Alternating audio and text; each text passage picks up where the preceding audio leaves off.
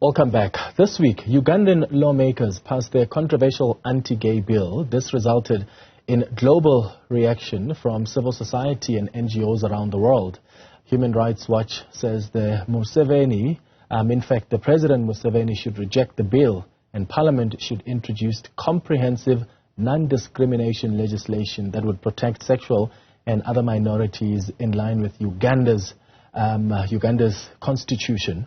Let's now have a conversation with Oryem Nyeko, who's live to us from Uganda. He's a researcher at Human Rights Watch. Oryem, thank you so much for making time for us. This type of anti-homosexuality legislation is not necessarily new on the continent. The last I checked, same-sex relations were legal in only about 22 countries or so on the continent, and in other countries it's punishable by death or lengthy prison terms. I imagine this decision now by the Ugandan parliament is further taking the continent back, a setback. Yeah, certainly. I mean, laws that regulate or prohibit same-sex acts in Africa are not a new thing. They existed in Uganda for decades. The difference now in this particular case is that Uganda has put in place a law that entrenches those restrictions and it has also added new offenses, new crimes like this broadly worded promotion of homosexuality. It has also criminalized same-sex marriage. That's something that if you conduct a ceremony that is supposed to be that purports in their words to have a same-sex marriage, you could go to prison for that.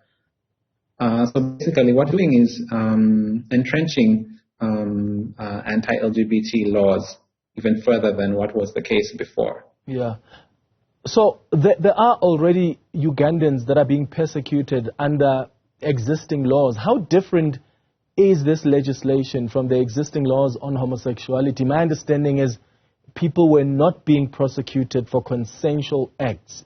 How does that change now according to this new law? In other words, so if you're merely identifying yourself, for instance, as a homosexual, are you at risk?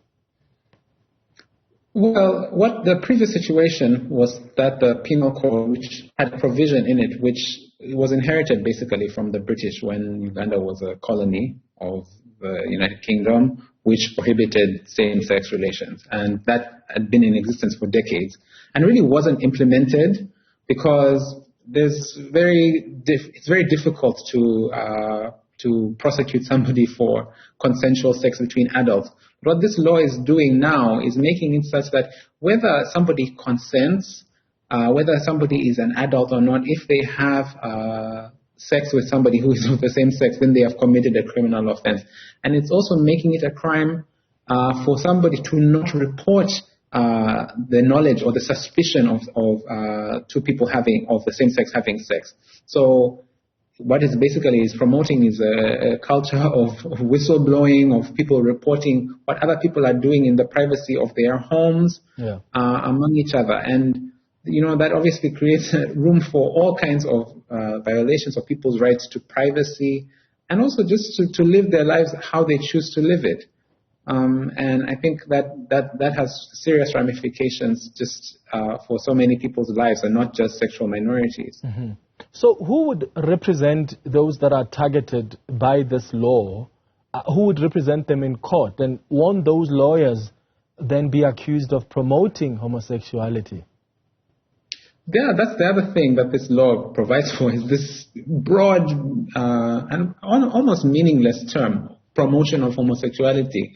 And if you work with an organization, an LGBT rights organization, you could potentially be accused of committing that new crime that it's creating. And I think that your question is pointed. It's a good one, and we are yet to see what the ramifications of that are going to be. But it's threatening to anybody who doesn't hold the viewpoint that people should be targeted for their sexuality. They could potentially also themselves face arrest. What's the reaction of LGBTQI plus communities and organizations working with these vulnerable groups? What's been their reaction to this legislation? They must be scared for their lives, I imagine. How tough have the lives of openly queer people been in Uganda? I mean, it's really tough. I think this new legislation, what it does, I mean, in addition to creating this threat of being arrested, is that it endorses homophobia within the community, because it's essentially telling people that it's all right to discriminate against people because you think they may be homosexual. It's because you don't necessarily need to have proof. And that's always been a problem, but now it's just so, as I said, entrenched in the law now. And I think that consequently, a lot of people are expressing fear. There's the fear that what happened in the past when 10 years ago, when the first iteration of this law was passed, that when people lost jobs, when people lost housing, that similar things are going to happen to them, because homophobia is basically justified in Uganda as it stands now. What responsibility do you think other countries like South Africa have in a case like this? I mean, you've got to respect, number one, the sovereignty of other countries and the laws that they make, but as a country whose foreign policy is also premised on the respect for human rights, a country that has made commitments to international and universal human rights, what can we do? Now, see, I don't buy the sovereignty argument, because what the legislators are doing now, what the parliamentarians are doing now, is legislating against citizens and residents of that very country. It's not something that only targets people who are not from Uganda. And I think it's important that Uganda's partners, and especially those in Africa, are vocal, and they talk about how this is going to impact all people across the board. And it cannot stand, not in a country that professes to believe in and stand for human rights that are applicable to every person, and not just the majority or a group that is more widely understood. I think that if South Africa, for example, feels that it's important to stand for those values, then they should express it and show it to Uganda that this just cannot stand. The United Nations and Amnesty International have now described this anti-homosexuality law that was passed as appalling.